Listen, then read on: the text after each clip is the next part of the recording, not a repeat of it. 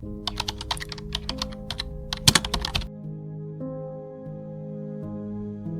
think you're in love, but you think you're still in a relationship with a father that never ends. Think, why is it so emotional for someone who always sheds tears on you, and for someone who let you down when you were little? You say, I'm not looking for someone like this anymore, and somehow you're attracted to the same kind of man. I'm not good enough for you. You think you're choosing for yourself, but it's not more like proving something. This time, I can finally let a man like my father really see me, confirm me, stay for me. If you find out that your emotional history is like painting the same episode over and over again, then this video may not be about what kind of man he is, but about how the father in your heart you've never been told away. But how do you quietly determine your love script? Carl Jung said, you think you're looking at this man, but you're looking at the image of the father inside you.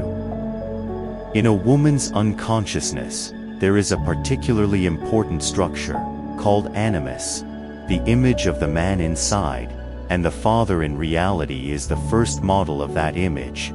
His emotions, his absence, his coldness, his certainty, are just a little bit embedded in your heart and become your default answer to what a man is like. What I deserve. So, when you grow up, the father inside is not going to disappear, it's going to hide behind the scenes, and you continue to interact with you through a real man. When you meet a similar scene, you're going to be attracted, you think it's at know-how, and it's more like an old script calling to you. One more time, maybe I can rewrite the ending. So, many relationships are not simply what I've met, but I'm taking a picture of my father inside of him, and I've never done it again. Most people talk about their feelings in this way. I'm either bad for my life, and I'm too short of love, so it's easy to go up, or I'm not good at looking at it, and I'm just going to see it a little bit more. It sounds all right, but from the perspective of Jung, these explanations all share a common problem. They see only the man outside, but they completely ignore the father inside, who actually holds the remote control. The first counterintuitive is that you think you're in love with this person, and you're in love with a feeling that you're familiar with since you were young. You'll say, I'm not looking for a dad, I'm not in love with him at all. But you don't see that. Those who really connect with you are the best, the most stable kind, the kind that you're in love, the kind that I don't know anything about it. The second counterintuitive is that you think you're choosing a different type of man at once, but you've been choosing the same relationship structure instead of a shell. You'll comfort yourself by saying, this time it's completely different. He's older than his predecessor. He's more responsible than his predecessor. But in a moment, you'll find that the drama is going back. You're still waiting for him to come back. Guess what, he's in the mood, and you're trying to be a better yourself, and you're afraid to be disappointed at what you're doing. You think you're just changing the character of an inner father, not changing the line, not changing the mood, not changing the role. Just the face. You're going to say that it's your animus and your father's relationship, and it's helping you to repeat the same scene again, and it's like, this time, maybe it's going to be different. And the third more cruel and counterintuitive thing is that you think you're trying to run love, and you're trying to prove to that inner father, and I'm finally good enough to be loved. You're going to make a good girlfriend, very hard, thoughtful, understanding, non-doing, thinking differently, even trying to excuse him for himself. And it looks like it's good for this man, but deep for yourself in childhood, you see, as long as I'm good enough, gentle enough, good enough, you'll have someone to stay, you'll have someone to leave. So, when you say, I am the lack of love, I am the bad luck, It looks like you're scolding yourself, actually holding a bullet for the inside father, because once you admit that I am doing it again as a childhood injury, you have to face that part of the father-daughter relationship that you've been afraid to think about, and that you've been looking for him 10,000 times, and that's a lot more painful than you've been saying about yourself. So we're more used to saying, I'm not good enough than I'm in love, as if I'd be able to keep up with the illusion that dad is not that bad. The perceptive truth is that many women's emotional distress, not from 18 years old, but from a long time ago, you first realized that what I didn't have to be seen, and you think that you're working hard for this relationship, but you're on behalf of a neglected little girl, and you're on a standard that she never gets a look, never get a whole life. When you look at your emotional history in this way, you find a completely different version of the story. It's no longer just, I meet the wrong person once, but my inner father, I projected on a different man. On the surface, you're entangled with him. On the bottom, you're entangled with a father who has never really said goodbye and has never really been seen. This view is very uncomfortable, but it is also very unlocked, because once you see this, you will understand that the first step in changing the emotional fate is not to change a man of a completely different style, but to learn to take a little bit of his value, his esteem, and his love from the inside of the father. In the previous part, we have seen that the repetitions of emotional stories are not merely bad luck and I am too short of love, but more like a long-written playbook. You keep changing the lead in front of the stage, but you always have the same emotional formula, the same role. You think you're running around with another real man, but you're more addicted to the same feeling, the same line. The key question next is, who is the writer of this play? Who decides? As soon as you talk about intimate relationships, you automatically slip back to that humble, careful wing, and afraid to be thrown out. Here, you must be proud to help us see the person who is hiding in the backstage.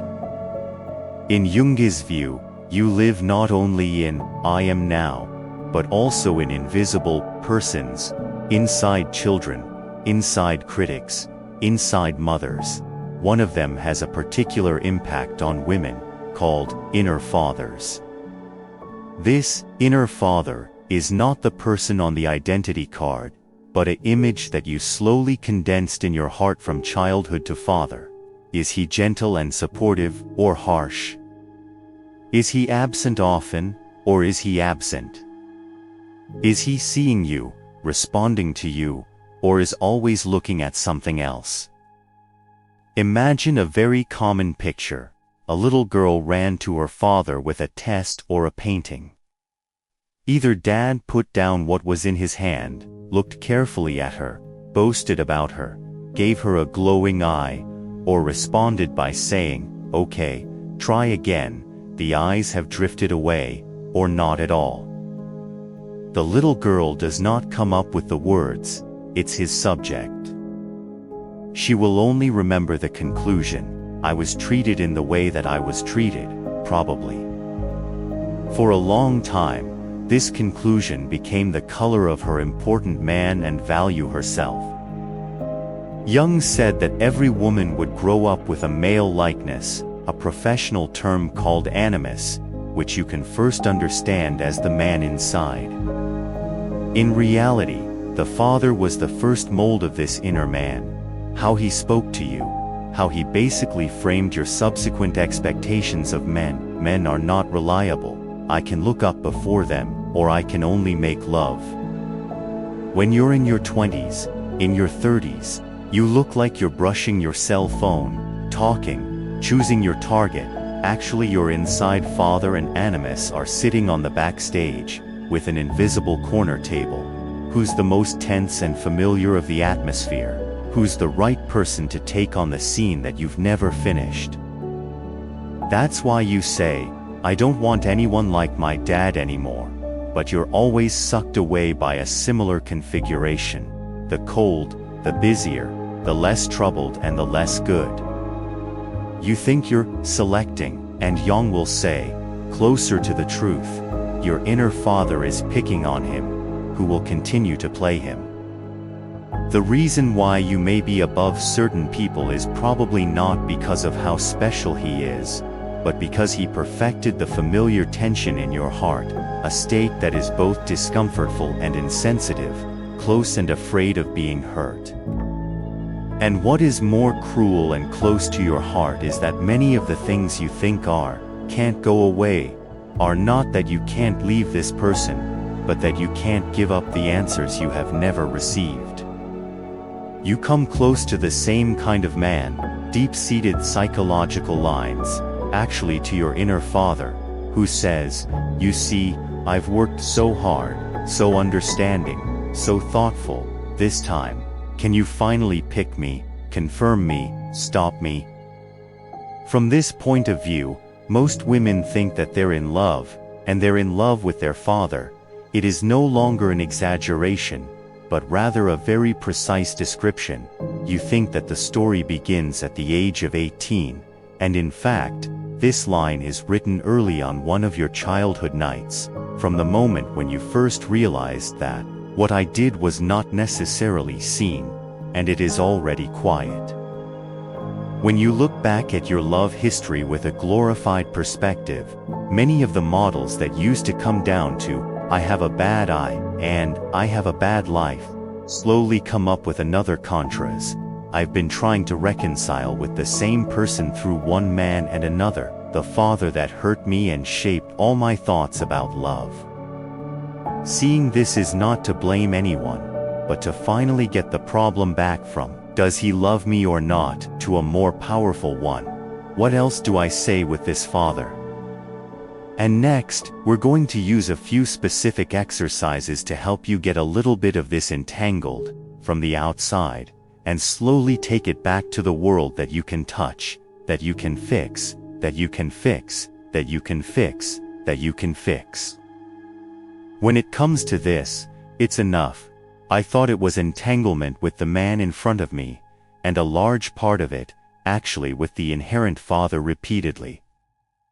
There are two extreme reactions to this explanation. Either you come up with bitterness and anger and want to immediately convict someone in reality, or you feel more self-restraint and feel that I have a problem. But the meaning of Jung is never simply to let us find out who's wrong, but to help us see, if the inside script is in charge, the script has a chance to be rewritten.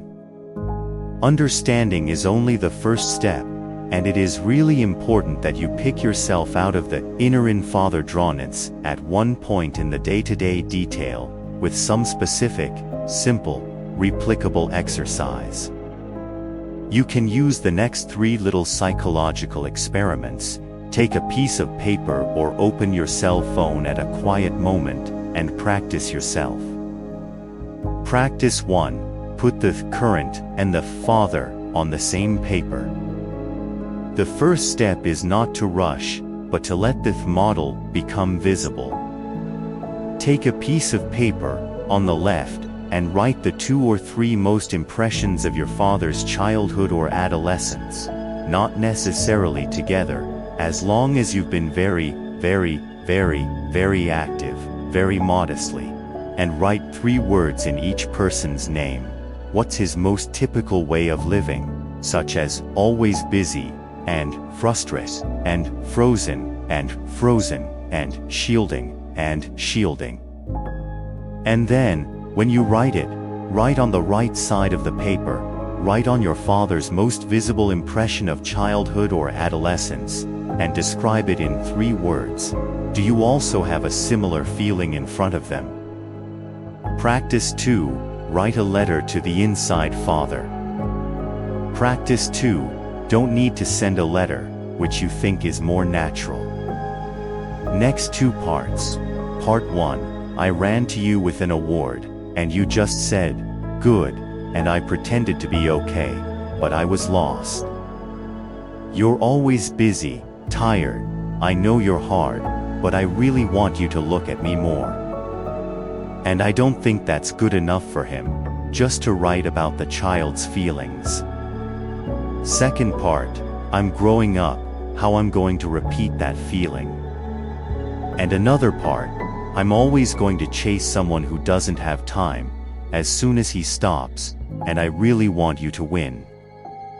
Practice 3, make a 10-second pause when the next relationship is triggered.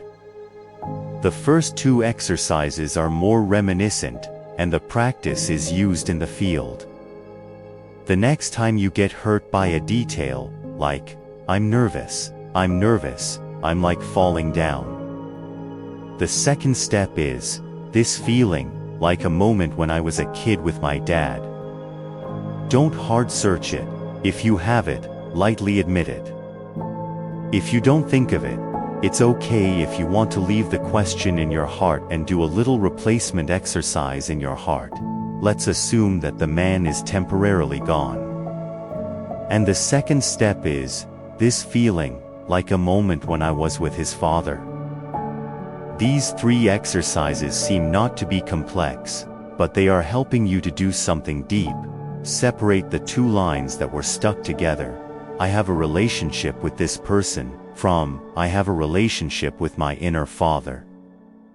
When you can see patterns on paper, admit feelings in letters, give yourself 10 seconds of pause in the moment, you are no longer the child who is completely taken away by the script, but slowly grow up as an adult who can stand by and watch the play and decide whether to continue. And then, on that basis, we can talk further, how to make a truly different choice after having a sense, rather than go on with an actor. In doing so, something very different has happened. You're not just the one who's in love with someone who's injured and rethinks what's not good for you, but for the first time, you're willing to stop and look back at where this whole line begins to bend. You're willing to put aside the harsh conclusion that, I'm bad, and pick up paper and pens and look more at your story. You're willing to admit that you're not just a bad adult and a little girl who hasn't been properly understood and comforted for many years. This alone is already a huge rebellion against the old script. Those 3 exercises look gentle and simple, a checklist, a letter to the inner father, a 10-second pause when emotions are triggered. But if you do it seriously, you find that they are doing something very powerful, entangle me and him, and then turn back slowly to me and myself. You stop looking at the man in front of you, how cold and ignoring you, and start to see the pain that was there a long time ago, only to borrow someone's face and come back to you once. You stop asking people to, don't do what he did to me, and start asking, will I learn to stop treating myself the way I did? When you ask, values are actually shifting, from, I'm going to meet a perfect person to fix me, to, I can practice my own side even if the world is not perfect, from, I'm going to fix this relationship to perfection to prove that I am finally worthy of love, to, I can admit regret in the scars, but I still believe that I am entitled to a life that is not held by my father.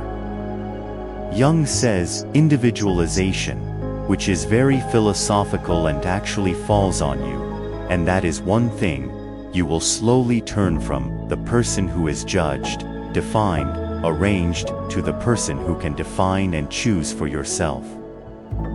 Before entering the final lockdown, I would like to ask you to say a word of thanks to the very serious exercise that you have just performed. Thank you for opening those pages, and thank you for believing that, even if the story is not perfect from the beginning, the next chapter is likely to be rewritten.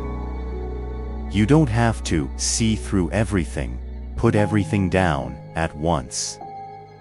Just remember, every time you were triggered, you gave yourself 10 seconds more. Every time you moved your anger, how he did it, a little bit more, and you walked out of the old way of love, slowly and firmly.